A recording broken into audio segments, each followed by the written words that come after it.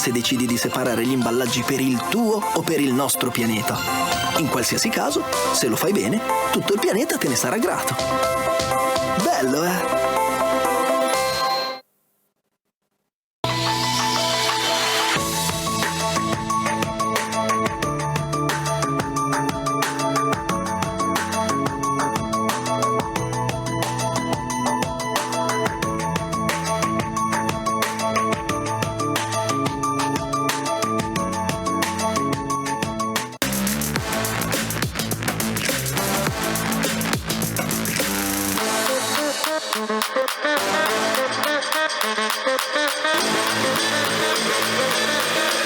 Generali, partner di vita.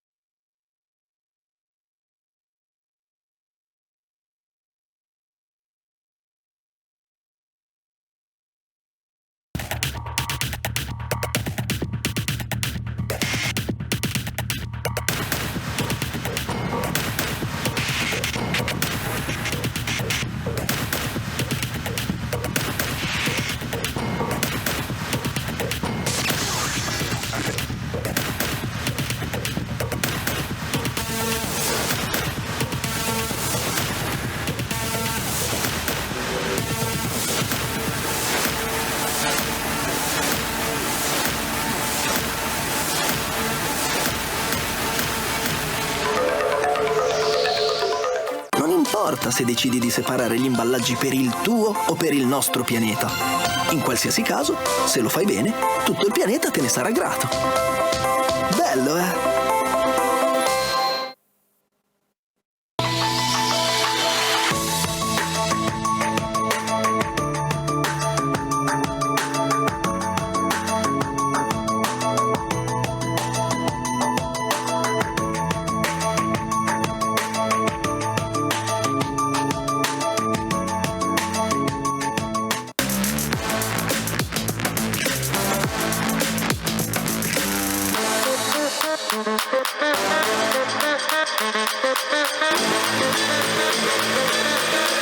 Generali, partner di vita.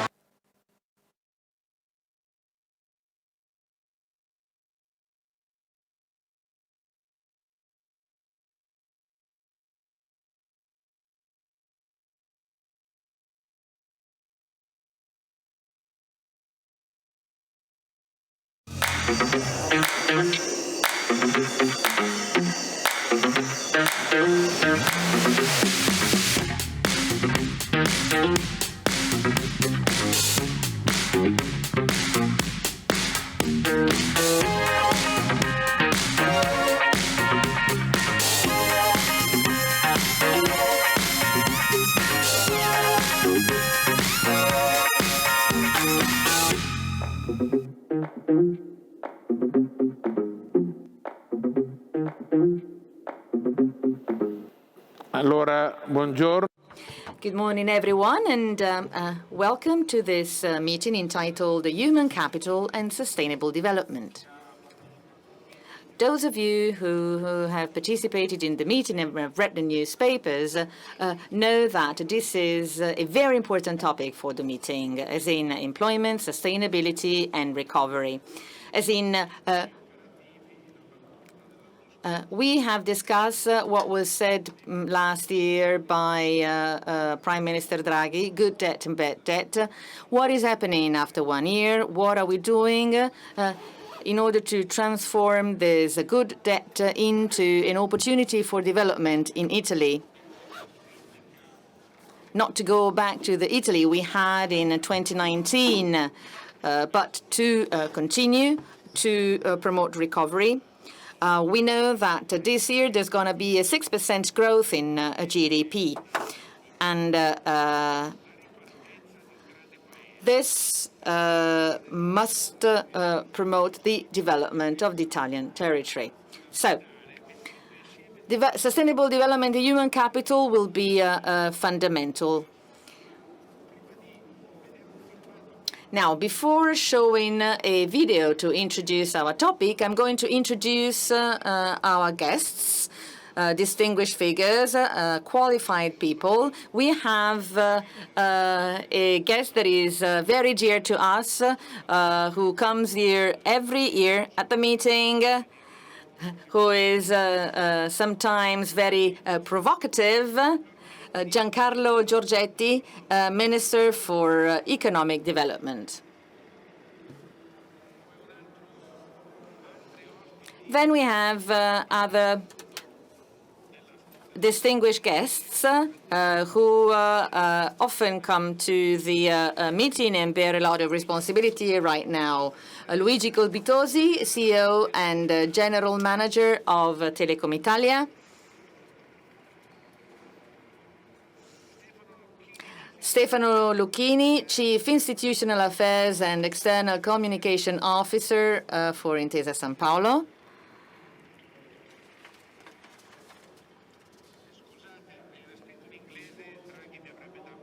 It was written in English. Draghi would have not liked it because he doesn't like using English words, but I'm just reading.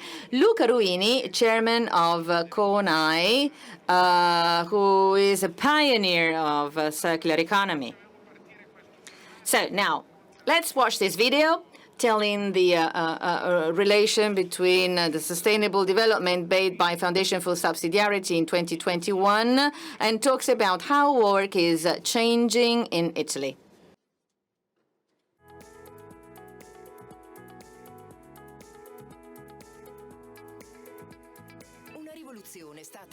A revolution is now in the world of work. More than half of the jobs in 2040 still need to be invented. Globalization, ecological transition are now transforming all jobs. The trends are shown by the survey on sustainable development made by the Foundation for Subsidiarity in collaboration with the Research Center of the University of Milano Bicocca. In Italy, the population is now decreasing and is aging. In 2020, only 400,000 children were born. In 2050, Italy will have 2 million inhabitants less. However, the average age is now longer, and the elderly account for over 23% of Italian citizens. Europe is hosting migratory flows. 1 person out of 5 is born in a different country. In Italy, more than 5 million foreigners are now living, which they are a major resource asset for the economy, but also a big challenge for integration. 900,000 Italians, like the citizens in Turin, have moved abroad. Due to bureaucracy and taxes, Italy finds it difficult to create employment.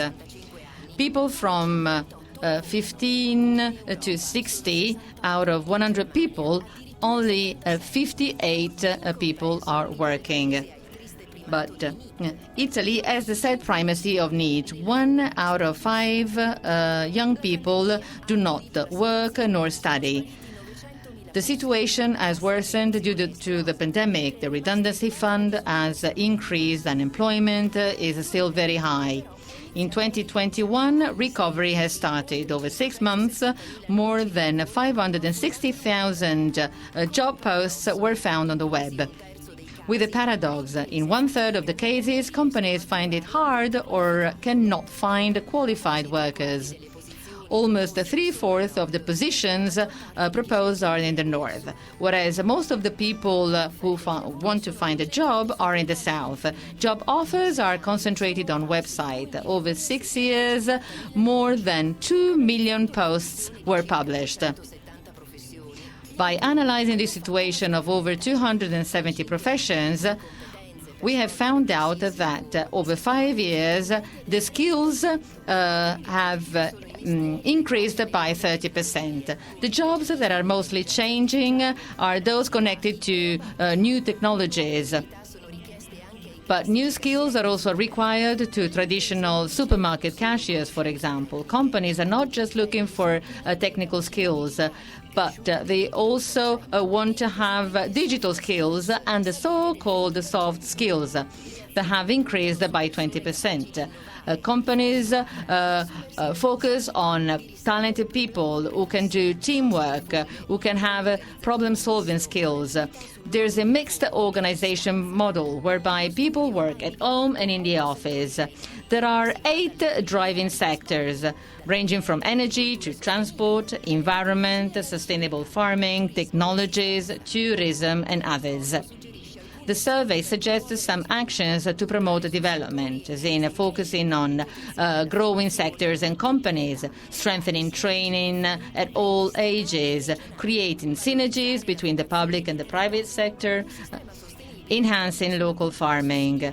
A sustainable system is focused on sustainability, whereby people, organizations, and associations play a very important role.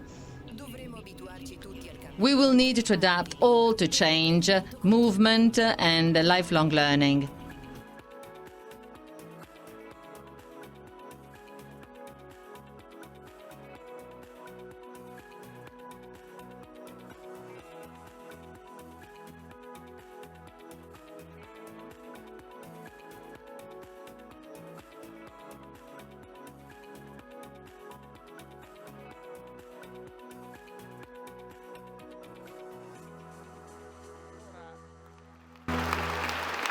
Questo breve film.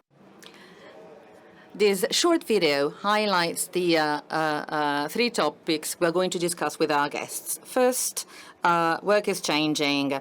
Ecological transition is changing work. And Minister Giorgetti said that we are very happy with that, but when a refinery is going to be closed, how are we going to employ people who lose their job? There's an advanced center of Porsche in Bari, but if we're starting to use the electric cars, all those that are investing in other technologies, what's going to happen with them? And we talked about the automotive in Emilia.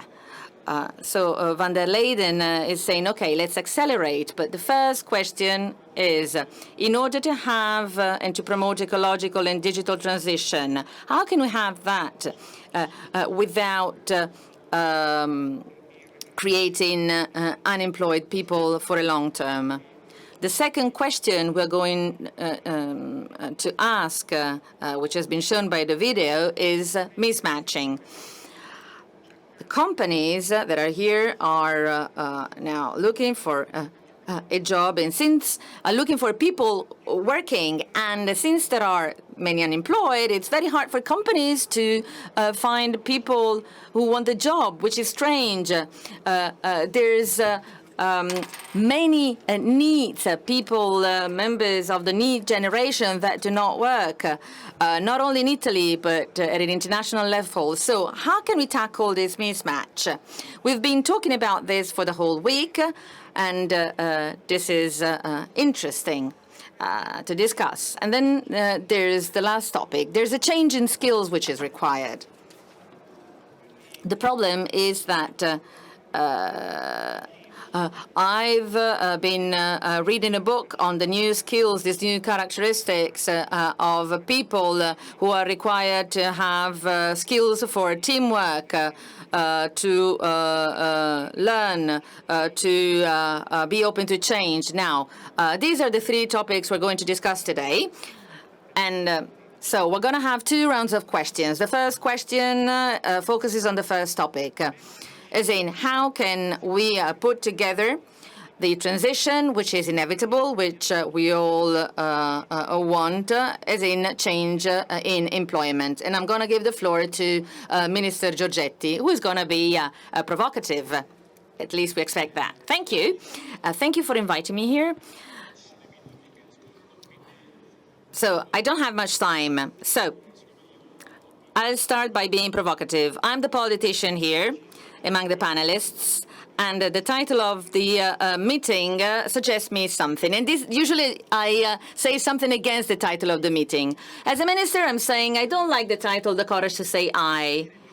The courage to say we is what I would have liked, actually, because Italy has always been extremely able to solve problems. Even during the wars, we are very famous for that. Although it is very hard for us to move as a country as a whole. For a politician now, it is fundamental to recover the concept of us, we, as in a community, a collective community. We, us, we who know what our past is, what our future ahead is, and that can imagine and understand what to do right now. The challenges ahead, as in digital transition and above all environmental transitions, are quite daunting, especially in the public sector and at political level. Politics has to stop being polemical and to be focused on local issues and to think long-term, which is what politics has to do.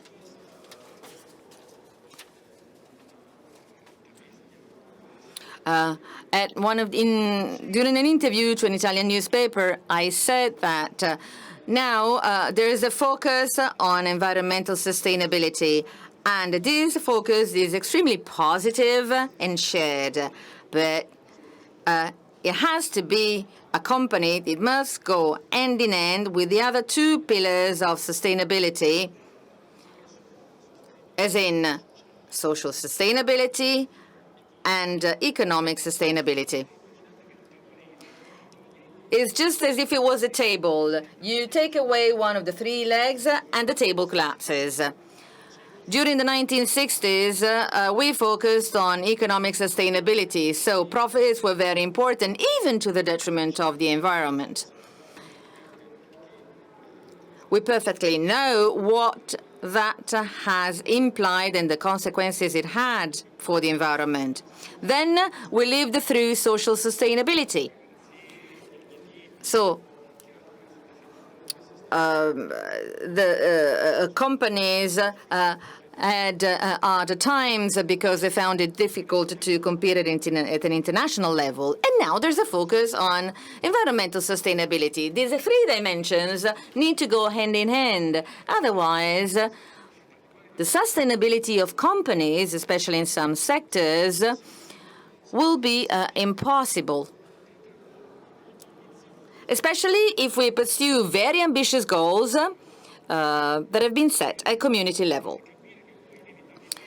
But in order to do that, we needed to understand that, well, you made reference to a refinery, but many other examples could be provided. That will cause social problems whose solution cannot just be a redundancy fund, a long-term redundancy fund.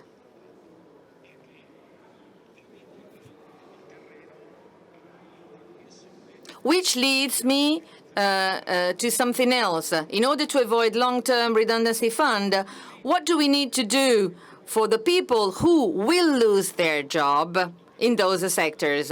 I haven't touched upon digital transition, which, and I'm looking at the representative of banks.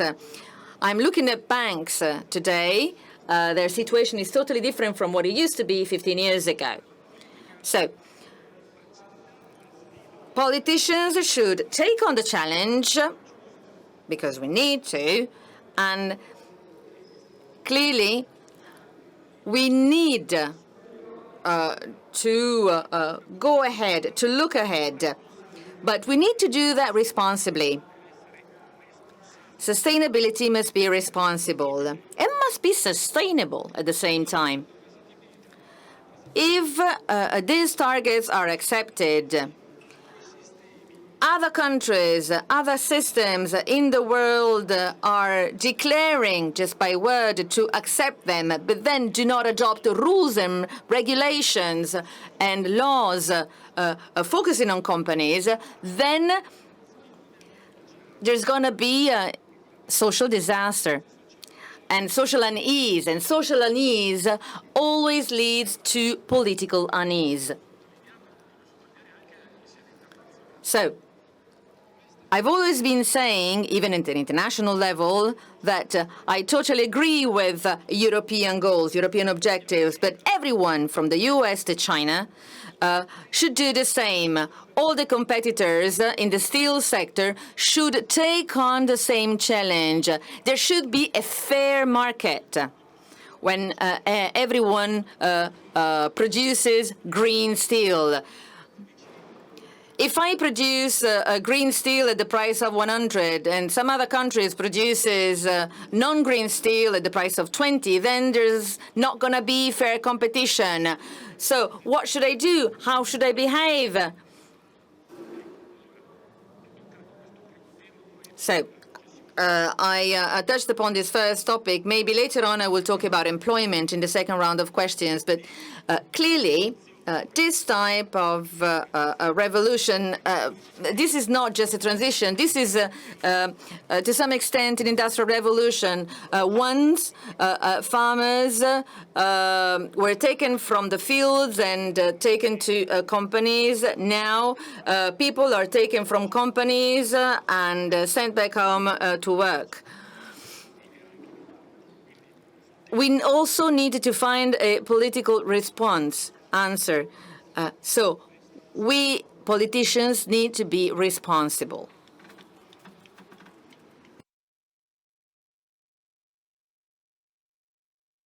Stefano, the floor is yours.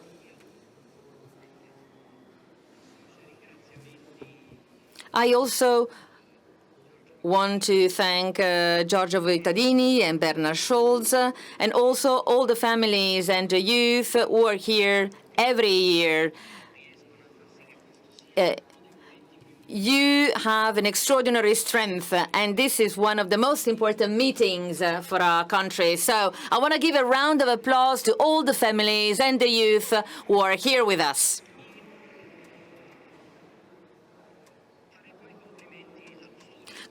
Congratulations to the survey you made. The survey made by the Foundation for Subsidiarity is very important. I took note of some of the figures that came out of the survey, which are somewhat frightening, but at the same time we look ahead with trust. I don't only want to talk about what we do in banks, because with reference to employment, human capital and sustainability, our bank is quite new and modern for our times. And since we are in the auditorium called Intesa Sanpaolo, I don't want to talk about Intesa Sanpaolo. Then if you want to, I'm going to leave you my email, especially to the youth. You can write to me, because we're always glad to keep in contact with all those who want to talk to us. So I'm going to refer to the figures coming out of the survey concerning employment, for example. In Italy, 100 people between 15 and 65 years of age, only 58 of them are working. The pandemic has been considered as a tragic event, and the pandemic has highlighted 4 types of emergencies, and Intesa Sanpaolo has also dealt with those emergencies. The first one is the healthcare emergency, which was totally unexpected. At the beginning, we were all somewhat skeptical because it was brand new. Then the economic emergency. And this has to do with the 3 pillars defined by Minister Giorgetti. So, economic emergency, providing cash, providing money flow to the economy, because everything had been stuck. And last but not least, and maybe this is the most important topic, social emergency, which means education, poverty, gaps that might be created every day, even connected to the new jobs. We have discovered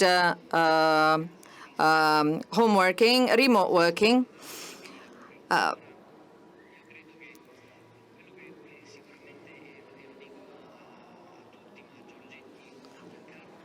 I'm saying that to everyone, but especially to Mr. Giorgetti as a minister, because he bears a lot of responsibility for that and is doing a wonderful job. Maybe we should go back to an old concept, which is a social and economic planning.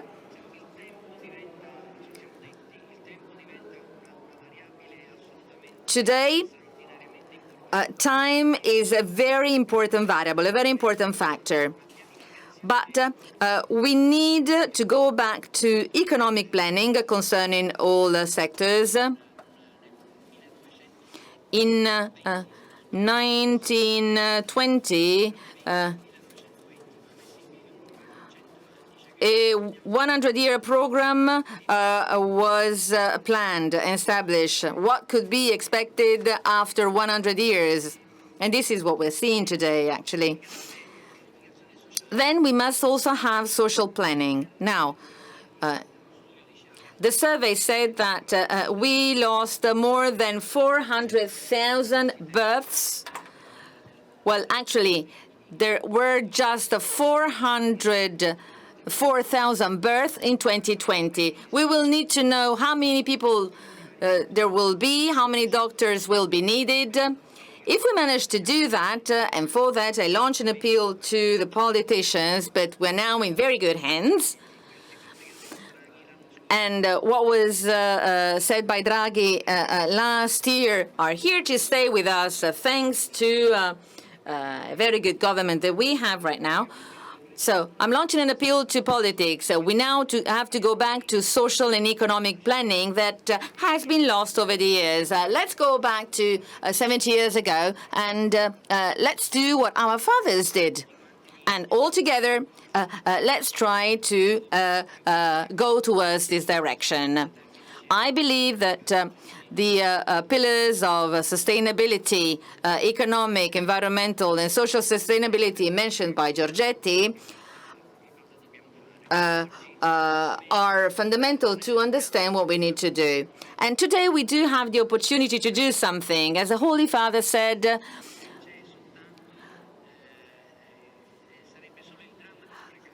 the worst of this crisis would be not to use it, would be not to exploit it as a lesson. So we need to find the courage in order to plan what we want as best as possible. And I'm talking to the youth. Today, they are the ones who have most problems, most difficulties.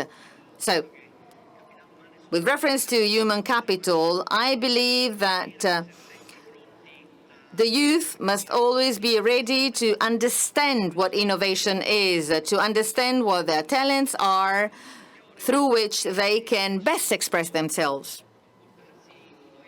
And they need to behave in an ethical way. These are the criteria enabling every one of us to go ahead.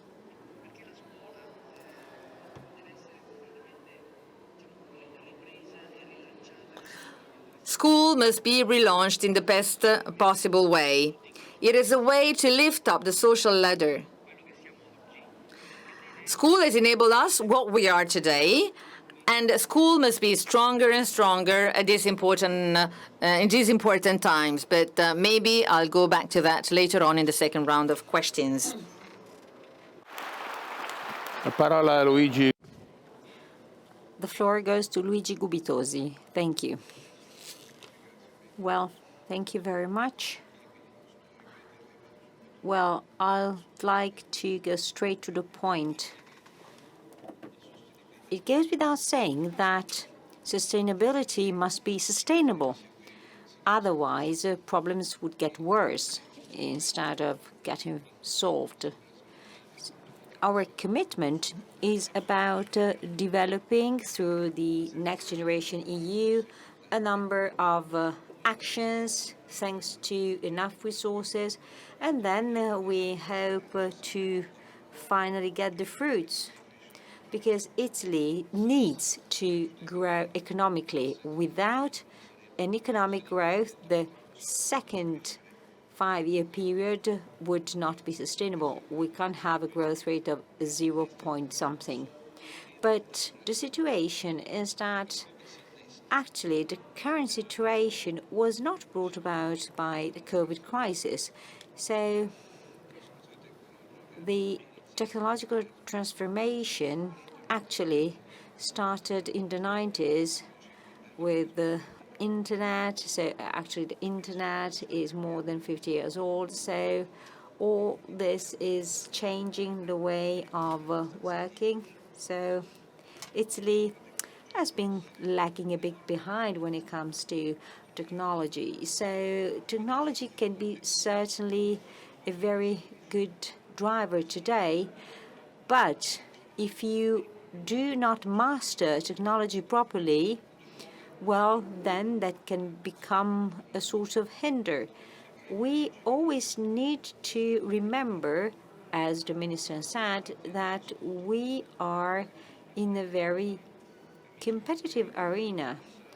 Our competitors can be world competitors or European competitors. Maybe we are more coordinated with European competitors, but still, each state tends to have their own vision that is sometimes influenced by internal political trends, and other states are less easy to be understood. But still, competitiveness is always there, and we have always wanted to carry out reforms, but we didn't have the resources. Now we have them.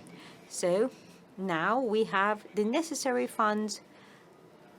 Therefore, we need to envisage long-term reforms. And certainly education is at the heart of what we're talking about, because education always implies difficult investments, because when you invest, for instance, in primary schools, you see the first results at least 10, 15 years after the first investments. But then politicians want also short-term results, and so this is a different time lapse.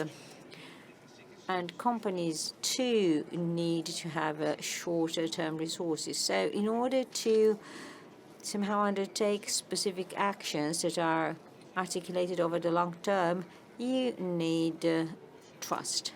And well, when it comes to human capital, we often talk about the youth. But our population is not just made of young people, and we need also to think about the reskilling and retraining of older people. That's why transition should not be seen as something weird or far away or reserved to specific categories. Not at all. This is very important to be understood by citizens and also by public administration. This is what makes the difference between smart working and working from home. Well, sometimes the term was smart working was not used properly, because actually people started simply working from home. And this is different from smart working. And smart working is something specific, because working from remote and schooling from remote are things that can also bring about social issues and alienation issues. Working together in the same place helps creating people. Imagine a football team where each player trains individually at home and then gets together only on Sundays to play together. Well, that would be unthinkable. And the same applies to school. School teaches knowledge, but also teaches somehow students how to get together and stay together. So the social aspect is absolutely paramount. That's why we should find a balance. And again, I go back to education. We should think about a schooling system likely to retain people, because there are so many dropouts at different level, so at high school level, but also at university level.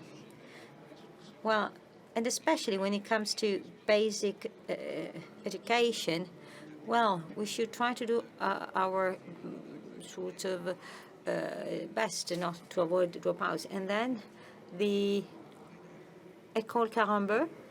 It's a special school that trains people for IT skills, and it is a quite peculiar but successful initiative that we have decided to sponsor because, well, this is certainly a sector where there is, the need of good technicians, and you don't need millions of data analysts. So you just need some thousand good ones, but not so many. So again, it's about some job profiles that are now more required. And you need to have a good knowledge of the skills that are needed, and there should be a certain minimum of knowledge guaranteed to anybody.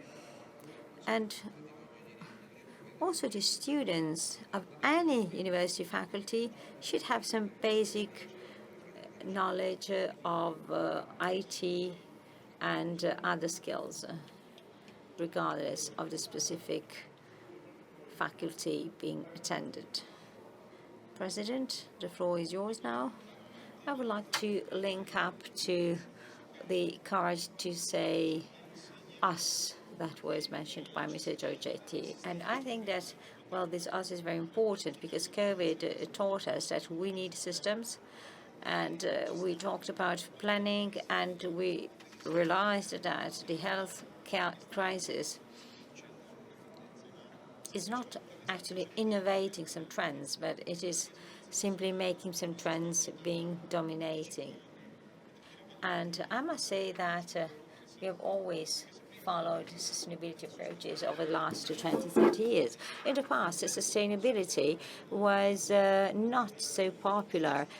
Very few people talked about sustainability. Instead, today it has become a buzzword, and well, I must say that it's a sort of one-size-fits-all word because everybody talks about sustainability, and it is applied to so many sectors. And so it is not just about economic sustainability. People talk about sustainability in every area.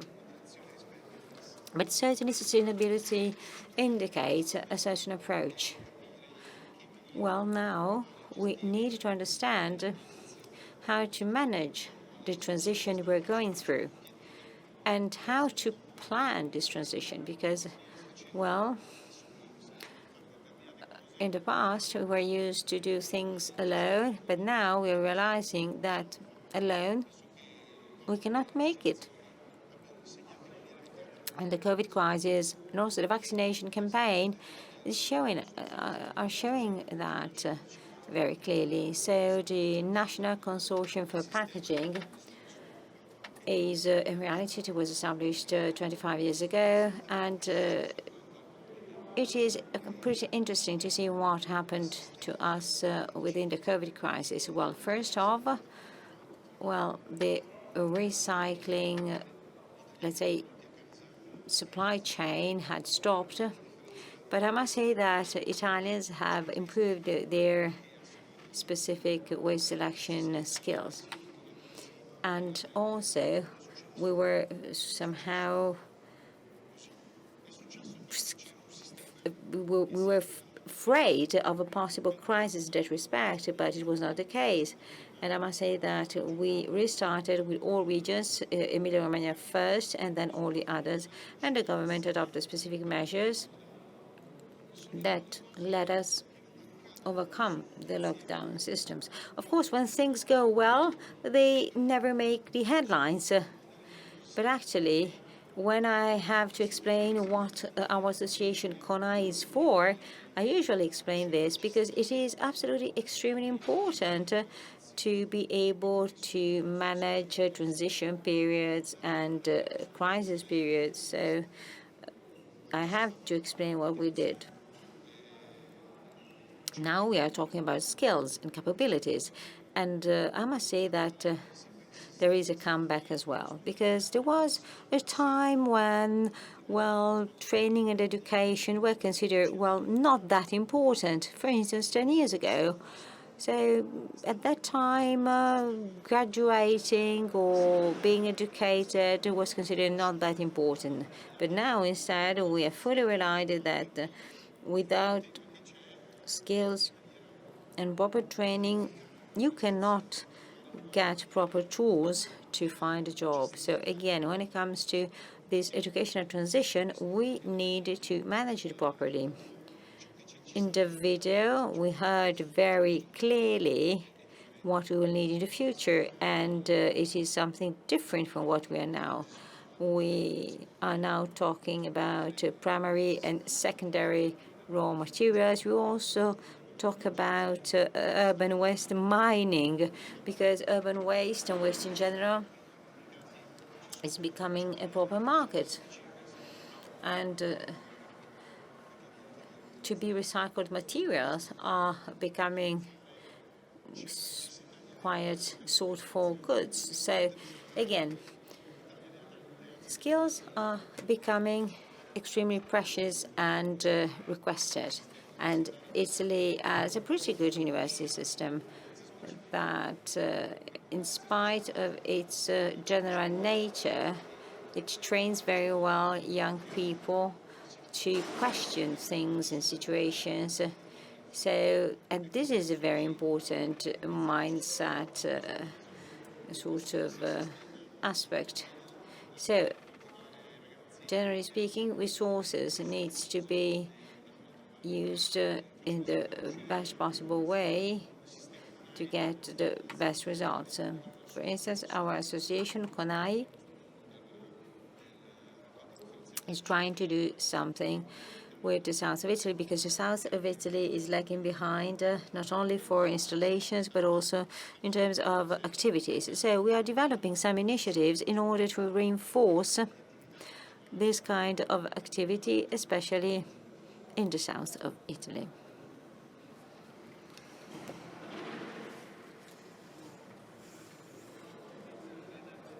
I'll try to recap a bit, because this is not an easy topic, not at all. Yes, certainly we need to get together, as the minister said. I think that the title can simply be completed with the courage to say I and the courage to say us. Well, ecological transition, it's a nice word, but then it has to be implemented. We need to guarantee the synergy between the corporate world, the businesses and politicians. And, well, sustainability is not a happy growth, but it's about technology, labor, and good ideas, and so on and so forth. And so now the next question is how? How can you overcome the mismatching? How can we change ways of doing? Because we also need to change ways of doing also at university, because if I stopped in 79 when there were no mobile phones, no word processing, no photocopies, well, that was quite a difficult context. So which are the right policies to overcome the mismatching in order to provide better ways to get prepared? And now I start by giving the floor to Luigi Gubitosi. So I changed the order. Well, I think that instead of policies, we should think about something else, because we're talking about long-term investments and therefore long-term results. And we don't know a clue about the future technological developments. Every time you try to do something over 10 years of time, it's hard to tell, because nobody can really envisage or foresee things like the pandemic. So nobody can somehow foresee extraordinary events like a pandemic, or the great development of the web, or what will happen with quantum computing. So the calculation ability is extraordinary and will become even bigger in the future. So maybe somebody is taking supplements, but they are calculated on a statistical basis. So maybe supplements work with some people, but not with others. It is the same with monoclonal antibodies. But again, sometimes we should consider the, let's say, use of calculation, and the costs are being reduced dramatically. So probably this will brought about some radical changes. So we should create infrastructure likely to somehow survive changes and adapt to changes. So sustainability and adaptability seem to be impossible to be adapted to the public administration. So it's hard to think about public administration as a flexible entity open to change. Instead, public administration, should be more flexible, and there are talks about reintroducing some bonuses and encouragements and also a certain level of meritocracy.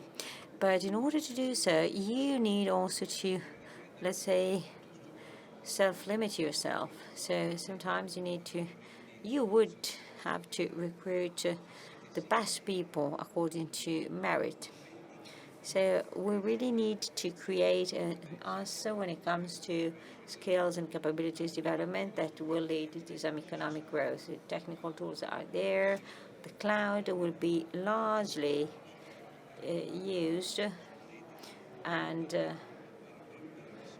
the real innovation topic is the cloud, because the network will always be there. It's going to change, and another key thing is how to save time and resources.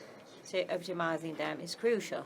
But probably the biggest challenge of all is about 5G and the cloud. Well, as to 5G, that implies a lot of information and a great management, for instance, of fake news. There are people who are afraid of 5G. 5G works exactly like 4G. There's no difference.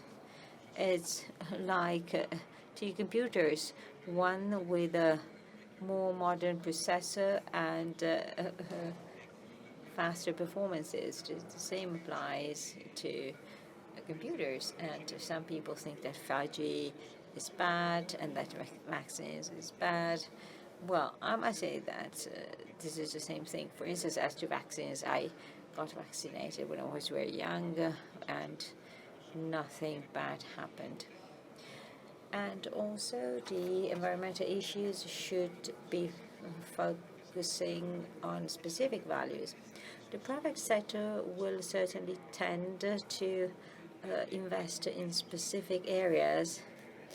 The state will have to try to create the best possible settings likely to attract private investments. As to labor, you will need a great deal of common sense, and smart working was a bit of a shock for some. It was useful for some aspects and some things. We transferred dozens of thousands of people from in-person work to remote work and smart work. But again, we will have to strike the right balance between remote work and in-person work. To do so, we will have to make working places safer places. I mean by that the green pass should be more and more common and more present.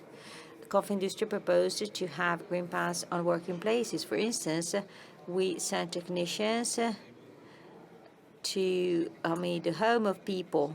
So these technicians carrying out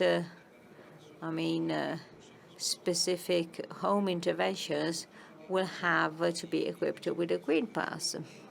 And probably this applies to other jobs. And as I said, there is also another topic to be considered that it was already mentioned. Education should really become the main reskilling tools. We need technical skills, but also we need soft skills development. And Certainly, Professor Vittadini is a master when it comes to soft skills. And training should be ongoing. And by the way, we have noticed that, well, employees like that because also they feel that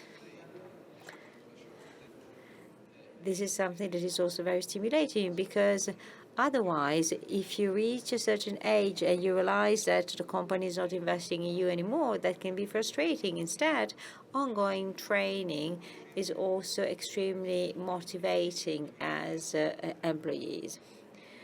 I think that the National Recovery and Resilience Plan let us identify key areas of intervention. Well, a big deal of difference will be made by the level of involvement of private actors, the speed of reforms, the investments in key areas that maybe are not generating a multiplying effect in the short term. And so I think that it is important to consider the evolution over not just the first 5 years, but also the next 5 years. And also, the social aspect should not be underestimated. Instead, the so-called social cohesion is really essential because poverty can be absolute or relative. Well, absolute poverty means that people live below the so-called poverty threshold. But then there is something more because of the last 20 years with the evolution of interest rates, there is a growing gap between the different classes, the richest and the most disadvantaged people. So redistribution should be smart. So redistribution should somehow support grants and scholarships. And so that would be the right approach in order also to provide support to those who are feeling marginalized. Well, I must confess that from a social point of view, probably the country reacted pretty well to the pandemic and have been more rigorous than others. Usually we do not have that kind of image, so in relative terms we have done pretty well also in terms of vaccines, and the rate of vaccinated population in Italy is higher than in the US. So considering the different sizes and means of the country, this is a pretty good result. So I think that so far we have managed quite well the emergency. A plan has been prepared. It can always be improved, as all plans do. So now it's time to move on to the execution phase, working also on long-term plans, so improving skills, capabilities and education in our country for all ages. Thank you. Luca Ruini, prego. Luca Ruini, the floor is yours. So what should be done? Surveys, first of all, as you have done. Surveys so that we can understand. So far, we have adopted simple, so to speak, solutions. In the past, when we found a solution, then we adapted this solution to different sectors, whereas sustainability means adapting to different contexts. For that, tools and ways are needed in order to adapt to solutions, which is very complicated.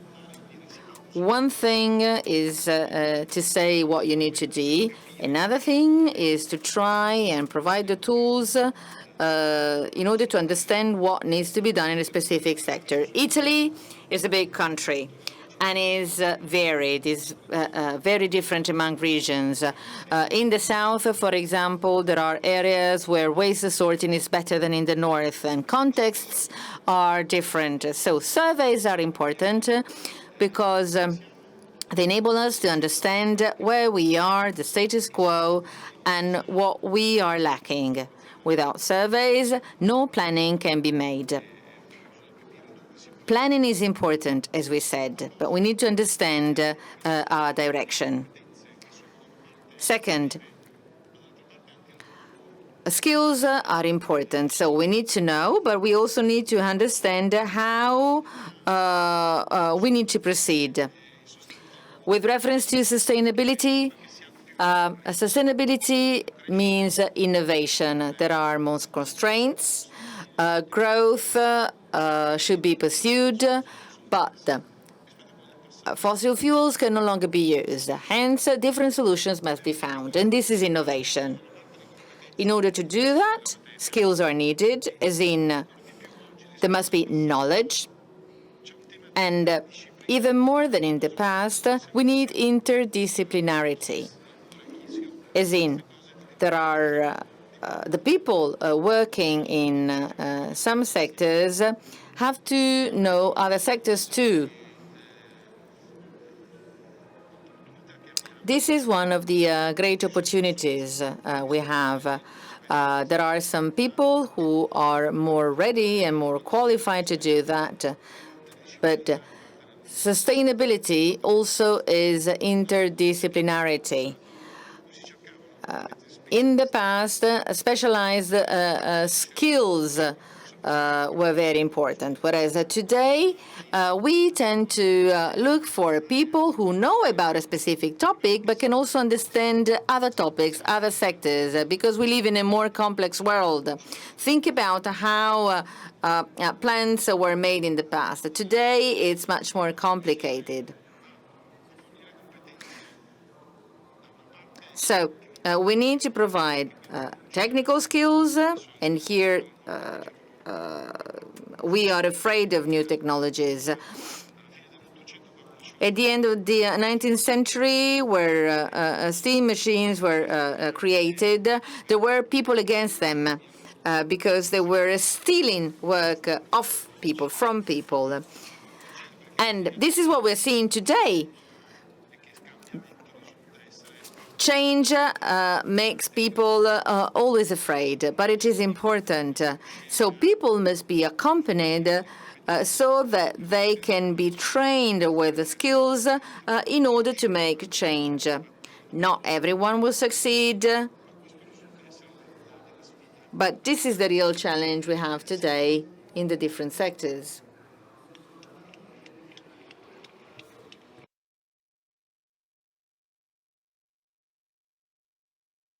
Stefano, the floor is yours. So I will also start from education, as we are talking about mismatching. Let me say about what we are doing in Intesa Sanpaolo. We are collaborating with the schools at all levels and 60 universities in Italy, some foreign universities, including Oxford and Cambridge, in order to create pools of people who might not have the possibility to go to university. Hence, we have created a financial system to provide aid to students who want to study in Italy or who are talented enough to go and study abroad. We also do that with in sports. Sometimes sports people, in order to be big champions,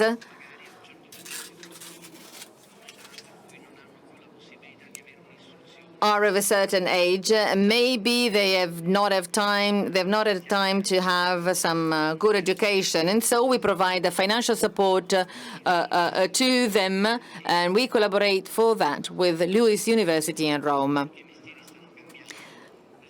Jobs are changing. In our bank, with 5,000 employees, we started to train them on new skills. So we have promoted a reskilling program so that they can be given opportunities and get new posts or positions. in order to bridge the gap between job offer and supply, which is one of the paradoxes of today, as we've seen in the survey, we have promoted a project called Giovani e Lavoro, Youth and Work. We get in contact with some companies, our customers. We train younger people in trade, IT, or other sectors, and we send them to these companies so that they can be trained on specific topics. This is something we started 4 years ago. The project is quite successful and we'll continue to implement it. So if you want further detail or further information, just get in contact with us.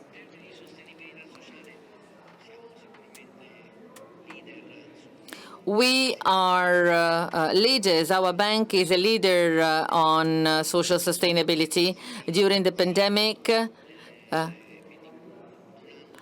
we have donated 120 million to the civil protection, and we have created 37 COVID wards inside hospitals throughout Italy. But for those of you who are interested in that, get in contact with us and we'll provide you with further details. As for mismatching, I would like to talk about information and education. Recently, in television broadcasts, like MasterChef, for example, we have realized that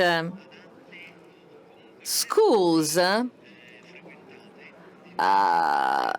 that were considered to be B schools, second level, as in schools for chefs or waiters, TV broadcasts like MasterChef has cast a spotlight on the job of chefs, for example, that was not appreciated in the past, whereas today chefs are stars to some extent.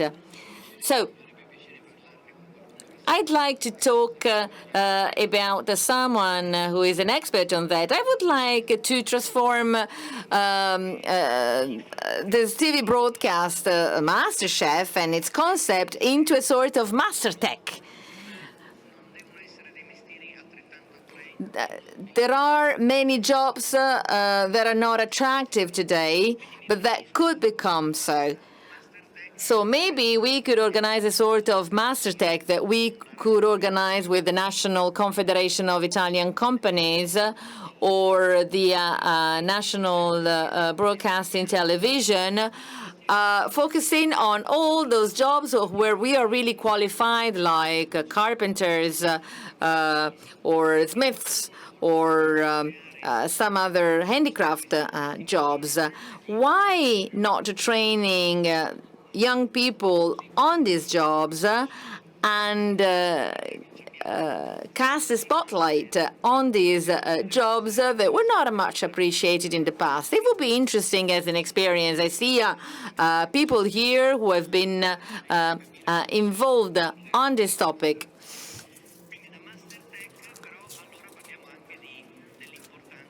Let me also talk about the importance of technical schools and vocational training schools. And this sector has been somewhat neglected in Italy in the past few years. The Leonardo Foundation and President Violante, who usually comes to the meeting, have published an issue of their magazine on technical schools and vocational training schools. So what is learned in these schools must be given the utmost importance. It's not true that young people who go to vocational training schools or technical schools cannot have access to university or cannot have the same opportunities as others. Politics has to work on that, and I think that the government is allocating quite significant resources for that. this is also necessary. To conclude, I'd like to tell the youth and also very young people. I see Nicolò here in the room, a boy that will go to comprehensive school, middle school next year. And this is a sentence that I'm going to take from Enrico Mattei. The future is of the people. The future belongs to the people who can imagine it. So it is important to take action. You must not be afraid of becoming a chef. The most important thing is that you do your work with passion, you do your job with passion, and you do training for that, and you learn the ethics of that job.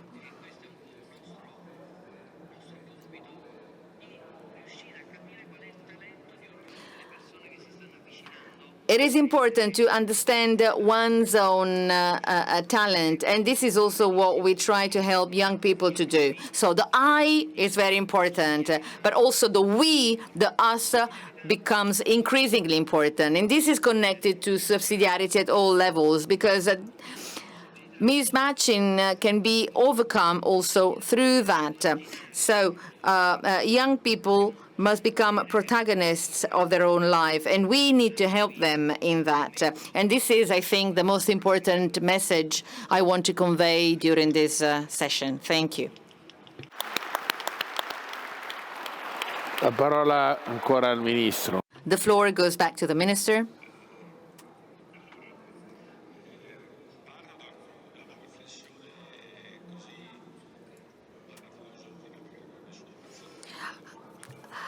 I'll start from a sort of philosophical concept.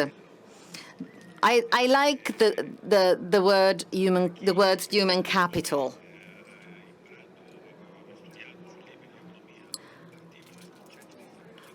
I studied on economy, and the capital was divided between work and assets. And I have understood that if the capital becomes less important, today the capital is certainly not expensive, the more work becomes important. The less standardized is the work, the more important are skills and the ability to adapt to the new environment. So the human capital plays a central role.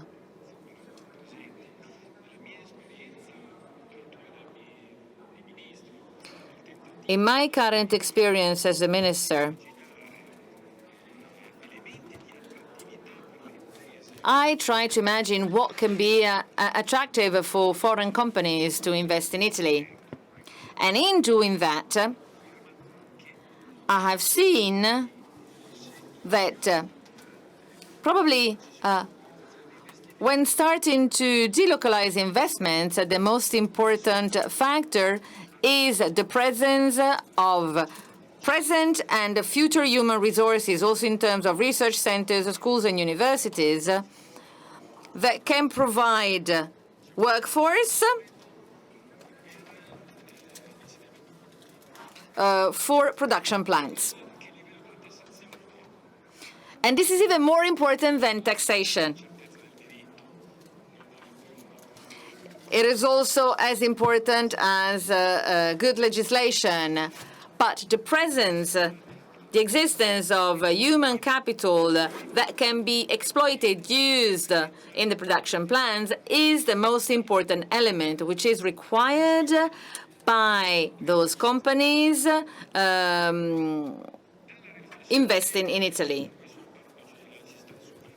Hence, the need to overcome more classical concepts.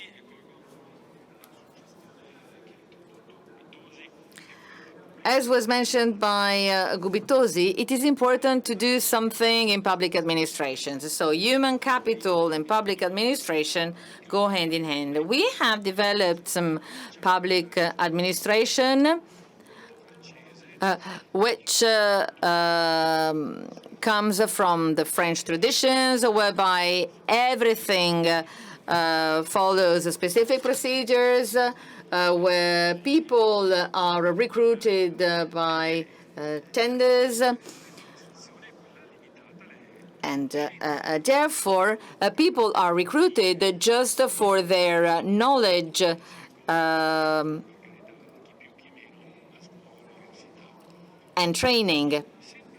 Whereas, if I was a private company, for example, like the other panelists, it is important I would assess not only cognitive skills, but non-cognitive skills, as in teamwork, the ability, problem solving, and other soft skills. How, in such a standardized world, and in a world that is still working in silos, how can we change things in order to meet the needs of the current needs of companies and citizens? This is one of the challenges of human capital that we need to take on. And we're trying to do that, but it's not easy. It's much easier for a private company, but it's much more difficult for the public administration. Public administration, which has always been built to work by procedures, by tenders, and by knowledge. And this is one of the first challenges we are now taking on, and this is what is now being done by Minister Brunetta. Then there is mismatching.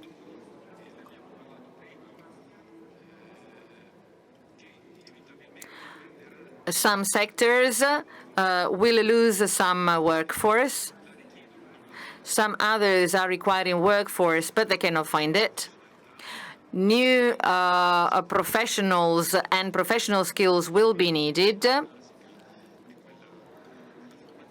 And the problem could be solved by training in schools, universities, and as Vittadini said, the university must change, and also the type of training must change. Draghi also said that during his speech to the Senate. He talked about vocational training. We also need to have a shift in culture. Vocational training has been key for other European countries.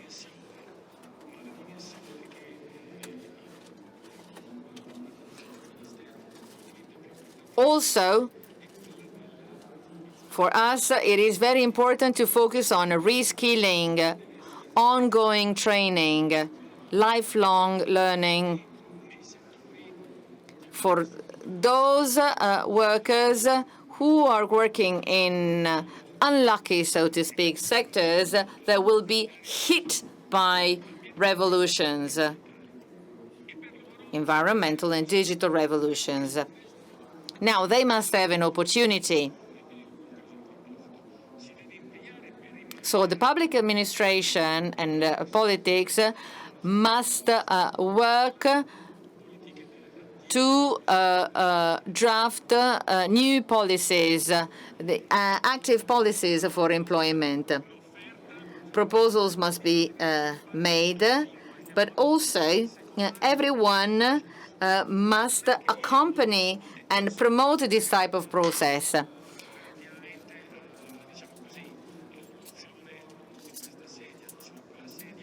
If, for example, this chair is no longer produced and a person is working on chair production and is on a redundancy fund, must accept that he or she could or should change his or her job. So we also need to understand why in the private sector, for example, everything works in order to match supply and demand in work, because as we all know, interim agencies have used tools in order to recruit people on a permanent basis or with fixed-term contracts and then with longer-term contracts. So this system is actually working. Some corrections should be made, but still they are doing mismatching. And this is what we cannot do. We're still not doing right now in the public sector. The government has not been able to do that yet. So what we are doing is not working at a public level. Also, resources allocated by the National Recovery Plan must be used. No one is talking about that because everyone is talking about hydrogen, ecological transition, and so on and so forth. But the National Recovery Plan is allocated 4 billion euro for the reskilling of people who are unemployed. So we need to create the right conditions to promote all that. To conclude, I found out that in our ministry provides a lot of incentives to companies. Companies can invest a lot of money through our ministry. But our ministry should allocate money to them if the company can help us to, for example, give a job to those people who for years have been waiting for retraining and reskilling. Hence, the point is not to do economic planning like the ex-Soviet Union used to do, but we need to have an industrial policy with some vision. This is what we need. Because we have many resources, and we have allocated many resources through the national plan and some other way. But they must be invented with a specific criteria, and they must be targeted by taking on the challenge of environmental transition and by trying to solve the consequences of the changes we are now witnessing, so that the social cohesion, the environmental cohesion, and everything else can be pursued for the future. To conclude, let me start by the provocation launched by Minister Giorgetti, the courage to say we and not I. Who is we? In this debate, I've been struck by the fact that 10 years ago, we would have had a minister, a CEO of a major telecommunication company, an executive manager of a bank, and a CEO of an environmentally recycling company working just about their own sectors, everyone talking about their own sectors. But in this debate, you have seen that they have played complementary roles because each one of them has been talking about the sectors pertaining to others. And this is the way we need to work today. Today, a telecommunication company cannot work properly and successfully if it just focuses on its own sector. Circular economy cannot be promoted without talking about training. We have heard about what a bank is doing. A bank is not just there to lend money or to give money or to get money. And we've also seen a minister talking about all different sectors.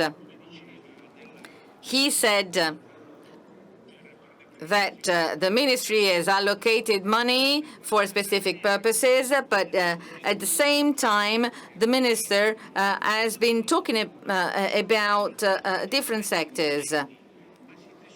the we is not just people, entities who group together, but who cooperate together, who collaborate together, work together. We are here to learn. We are not here to teach. And we're here to learn something we don't know. Now, from this perspective, the industrial policy mentioned by Giorgetti is a constant search.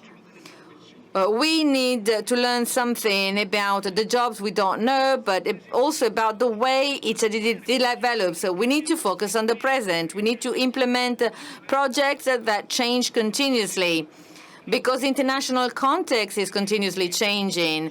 Until yesterday, the United States was the master of the world. Today, this is no longer the case.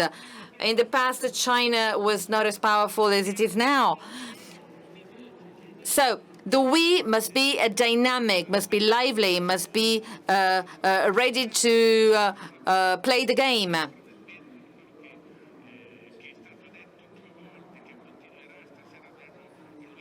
Tonight, we will have the minister with us in our talk on work. And let me conclude by focusing on the word humbleness or humility.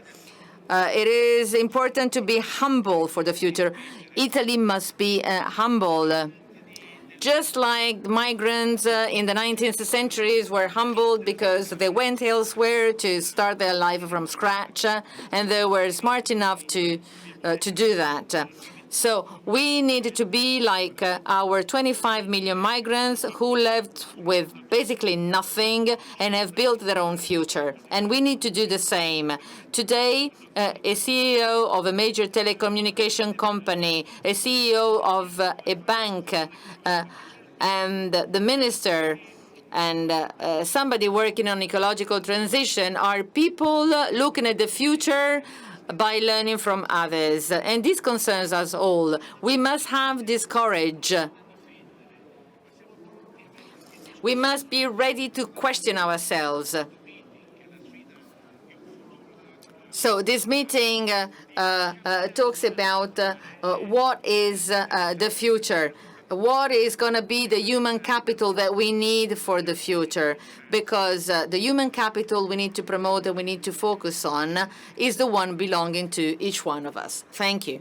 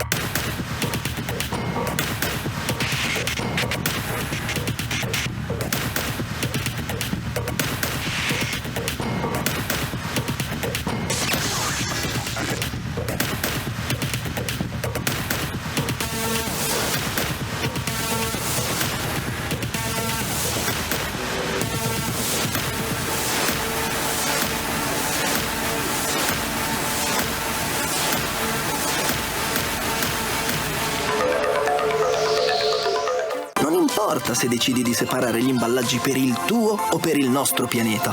In qualsiasi caso, se lo fai bene, tutto il pianeta te ne sarà grato. Bello, eh?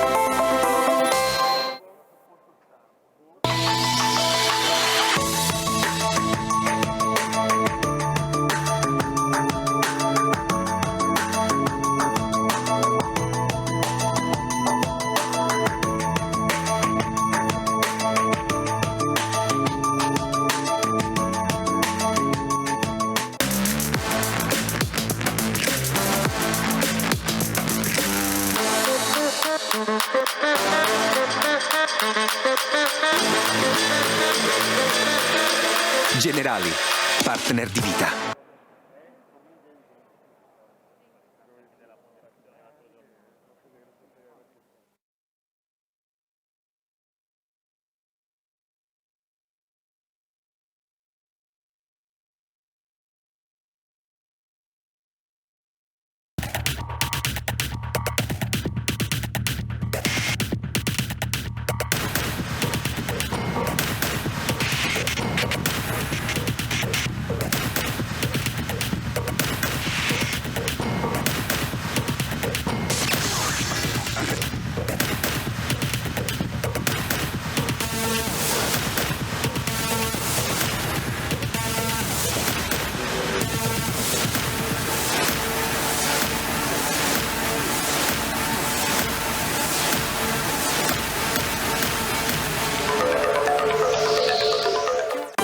importa se decidi di separare gli imballaggi per il tuo o per il nostro pianeta. In qualsiasi caso, se lo fai bene, tutto il pianeta te ne sarà grato. Bello, eh?